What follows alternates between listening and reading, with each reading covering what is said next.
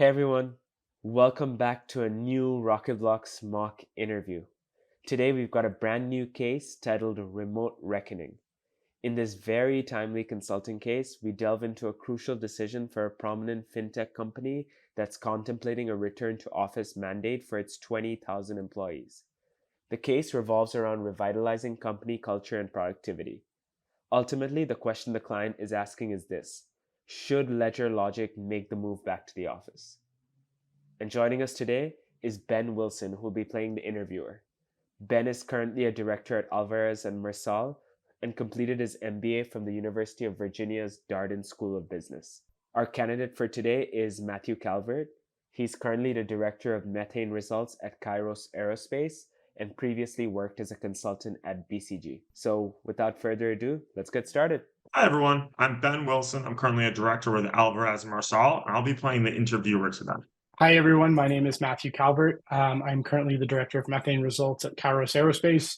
Prior to this, I was a consultant at BCG Chicago office for a couple of years, and I will be playing the interviewee. Excellent. All right, Matt, let's get into this. So today, our client is LedgerLogic. They're a leading fintech company and is facing a significant decision. A few years after the pandemic, the CEO is considering requiring employees to return to the office. The CEO believes that the company's culture and productivity have suffered due to the lack of in-person interaction. The company employs 20,000 people, and the current work arrangement is 75% remote, 15% hybrid, and then 10% fully in-person. The CEO knows that this is a complicated issue, and she has asked your firm to help understand if returning to the office is the best move and to advise on next steps. How would you approach this problem? Awesome. Well, this sounds like a very interesting and kind of current issue that a lot of companies are facing. Just to confirm, so LedgerLogic is a fintech company. Sounds like they operate a little bit all over the map with some remote, some hybrid, and some in person. And they're just trying to figure out how they should think about returning to office and whether they should or not. Is that correct? Yep, you got it. Okay. And apart from figuring out returning to office, is there a specific goal in mind about this? Is there a cost savings amount, an amount they're willing to spend, anything else like that? Not that we've really identified yet. They've certainly seen some decreases in points of productivity, as well as also some potential thoughts on impact to brainstorming and idea generation, but no quantifiable goal yet. Okay, that's really helpful. I'm just trying to, contextualize this in my head a little bit. Where does this company operate? Are they all in one city or are they in different cities? Yeah, fantastic question given the company. So LedgerLogic has 3 office locations, one in New York, one in San Francisco, and then one in Nashville. They have dramatically reduced the size of these rented spaces since the pandemic, as probably many of their competitors have. The New York office is the largest with capacity of 3,000 employees. Then you have San Francisco with 2,000, Nashville with 2,000. And then on top of this, the product development team is primarily based in San Francisco, sales and marketing in New York, and then operations and customer support in the Nashville office. Got it. And thinking about, this decision, how much office space do they currently have, and how much of that space how many of their employees could that office space currently hold? Because I want to think about, are they sitting on space, or would they have to find new locations and sort of build them out? Yeah. So, hopefully this answers your question. So after downsizing their rented properties, the current offices can accommodate about 40% of all employees. Does that kind of hit on what you're looking for? Yeah. Okay. So there's going to have to think through finding some new locations and sort of building them out to fit their team. That's really helpful. Ben, if it's okay with you, I'm just going to take a minute here to organize my thoughts. Please. Okay. Well, I took a minute here, Ben, and the way I want to think about this is really in 3 buckets. First is we want to quantify the benefits of possibly returning to office. This, is a tough decision, and we want to make sure that if we are going to move in this direction, that there are quantifiable benefits that outweigh the next bucket, which would be quantifying any costs. We want to make sure that this is going to be overall a net positive for the client. And then finally, we'd want to think through how we're going to implement this. I went from working a fully in-person job to a remote, to hybrid, and now back to a remote. And so I've experienced all of these, and it's a really big decision about how you're going to impact your employees' lives. And so we want to make sure that this is really handled thoughtfully, because there will be some sort of fallout from it. So getting into the first bucket with a little bit more detail is quantifying the benefits. And I listed three things. First, how is this impacting our productivity? We have data that shows that our productivity is down 15% since we shifted to return remote work. So we want to think about whether this decline is due to remote work and whether returning to the office is actually going to increase our productivity. The next one that we talked about was collaboration. Our CEO has stated that in-person interaction can boost spontaneous idea generation and collaboration. And we want to look to other studies and maybe talking to some of our employees, other companies we've worked with to validate this and quantify its impact on productivity. And finally, we want to think through how this is going to impact our culture. Is returning to the office enhancing our company culture? Will it lead to greater employee satisfaction, retention, even attracting higher quality talent? Those are all potential benefits from this. However, these aren't without costs. The next one we talked about, we really got rid of a bunch of our office space. Our current capacity can only accommodate 40% of our employees. So ramping up office space is going to really increase our operating costs. That's one thing we're going to want to think about. The next one is dissatisfaction and churn. A lot of employees prefer current remote work because they can work from anywhere. And so we want to think about what the potential impact on employee satisfaction, retention is if people are forced to return to office. I know, myself included, a lot of folks have moved away from where they were originally hired for their job. And so having to move back to a city, probably they're not going to come back to the office. They're going to look for something new. So that's one thing for us to think about. And then finally, implementation. I think there's three things here. One is timing. So finding office space to accommodate for another 60% of our employees is going to take time. I know there's a lot of room in the market for offices. However, it's going to take time to build them out. We've had a lot of supply chain slowdowns. I think that's back in a better place now. But getting desks, monitors, all those things that you're going to need for our employees to really hit the ground running from day one, it's going to take some time. How do we want to think about team by team nuances? Whether you're on the product team or the sales team or the customer satisfaction team, these are all different and have sort of different structures, arrangements that they've probably worked out with their individual managers. And so we want to think through how is that going to, how are we going to handle those nuances? Are we going to create one blanket policy, or are we going to have individualized things? And then finally is the communications and change management. I think this is going to really rub some folks the wrong way, and others might be happy about it. And so we want to be really thoughtful and giving a clear, concise rationale for why we're doing this and how it's going to benefit our employees.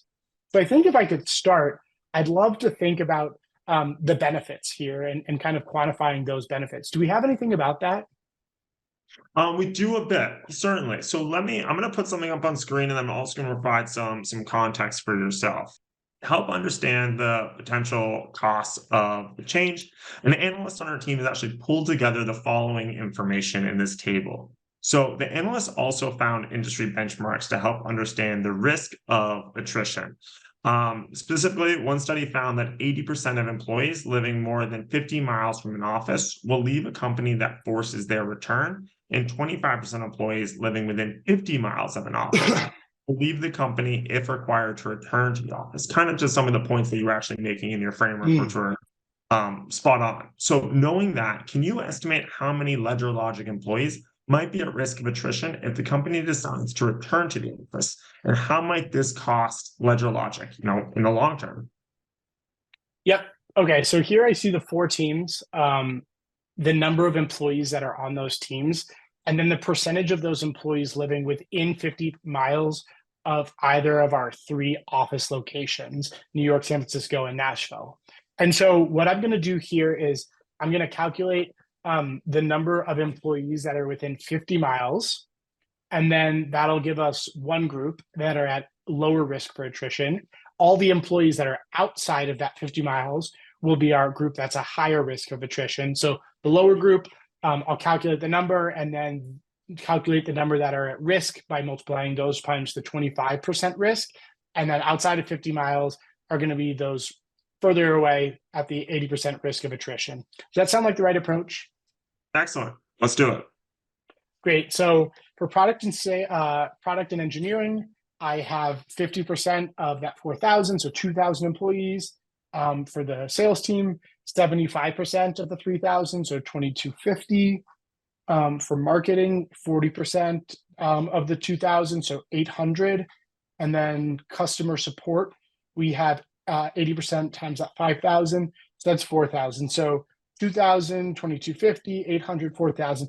It's about 9,000 employees that live within that 50-mile radius from an office, which means that of the 14,000 that are listed here, we have an initial 5,000 that are outside. So within 50 miles is 5,000, or sorry, within is 9,000 times 25%. So that's going to give us about 2,250 employees that are at risk of attrition. And then I have 5,000 employees outside of the 50 miles times 80% risk of attrition. So that gives me about 4,000. So total at risk is about 62,000, or a little more than 40% of the total employees on those teams are at risk of attrition. So I'd like to also quantify that just to make sure, 40% of your employees potentially leaving is a big number, but in terms of dollars and cents, I tend to think that it's about $10,000 to recruit and train each new employee. So 10,000 times that 6,000 number is about $60 million in potential costs from returning to office, just in terms of losing those people and having to hire and train those. And one thing I'd like to call out is, that's a sizable chunk of money, but that's not including the loss in productivity and institutional knowledge you have when people leave. Yeah, no, I think those are fantastic points that you're making, and certainly a high cost when you went to the point of quantifying. So currently, LedgerLogic is paying for offices that can support about 8,000 people. How much would it cost to provide office space for the whole company? Okay, so we need to provide office space for 12,000 employees. And so I want to first think about how much space each employee needs.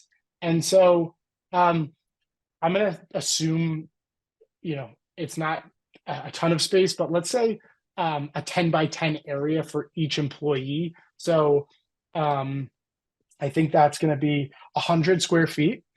And then I want to think about how much office space is.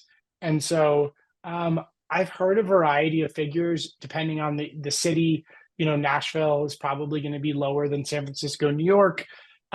So between, I'd say, $25 and $75 per square foot of office space for a year. So I'm just going to make an assumption of $50 per square foot.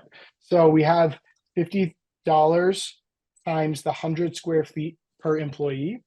So each employee is $5,000 per year. And so we have that $5,000 per year times 12,000 employees, which need an office space. And that's going to be another $60 million for the office space. And that's not factoring in, utilities. We're a tech company. We're going to want high quality coffee.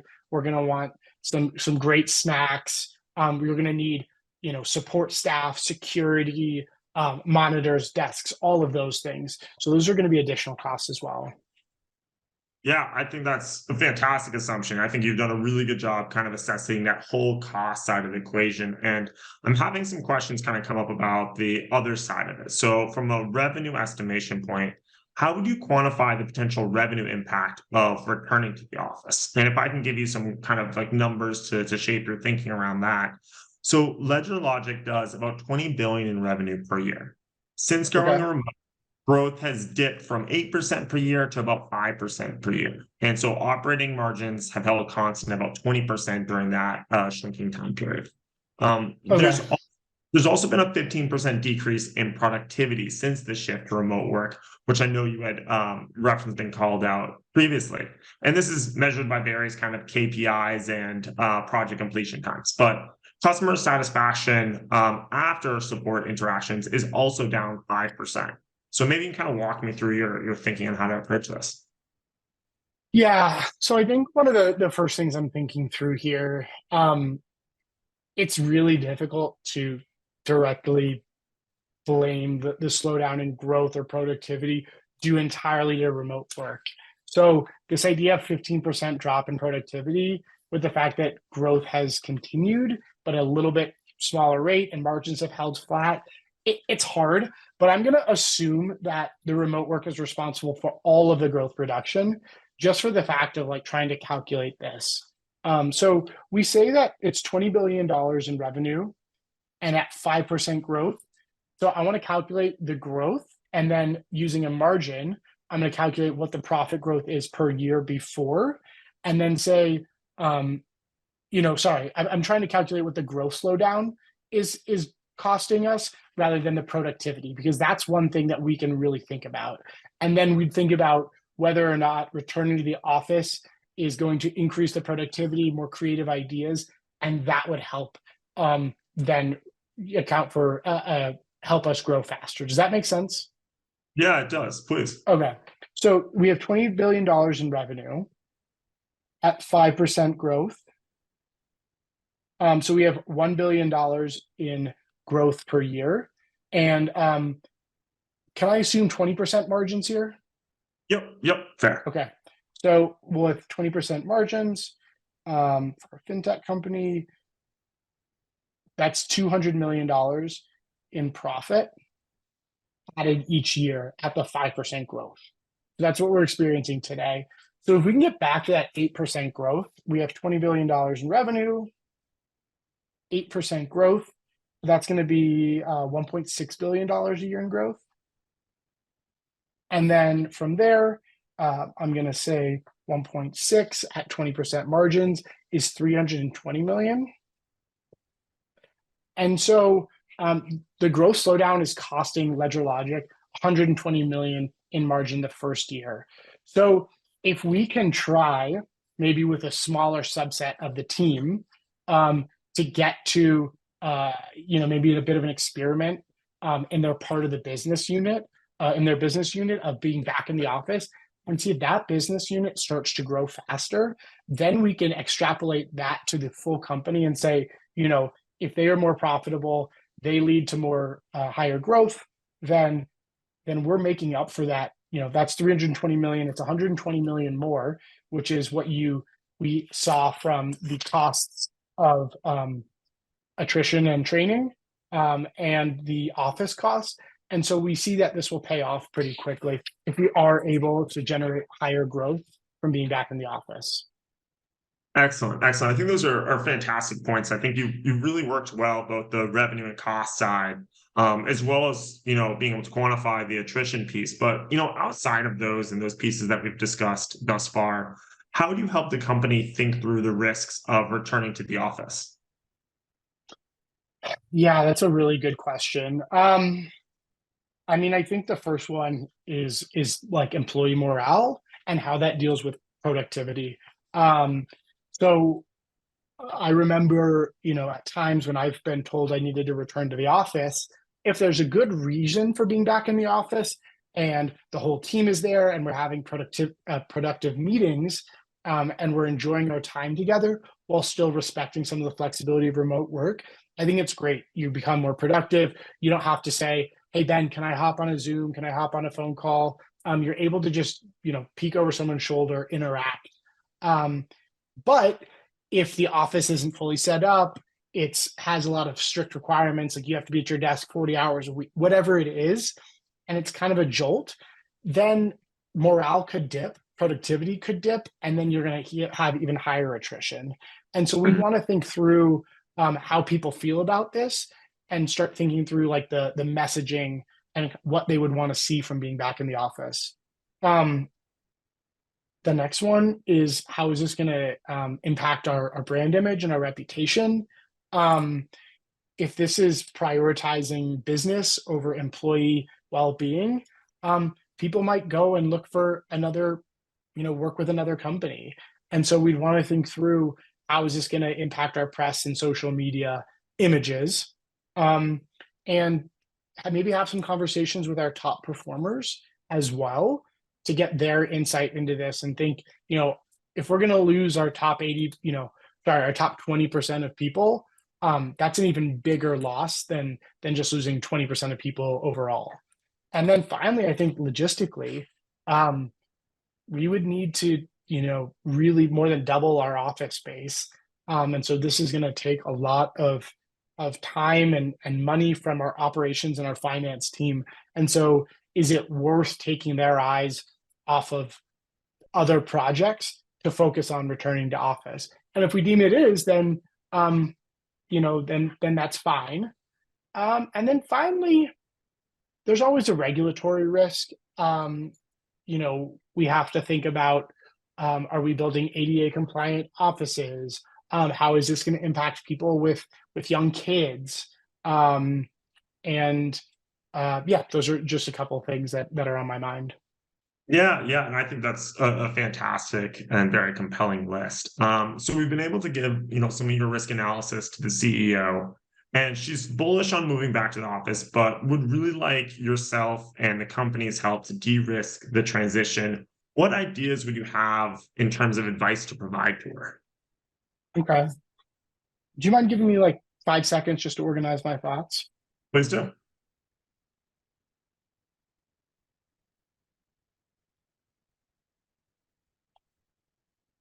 Okay, so I broke this into 3 buckets. The first would be incentives you could be for on-site work. People, I bought a Peloton because I was working at home.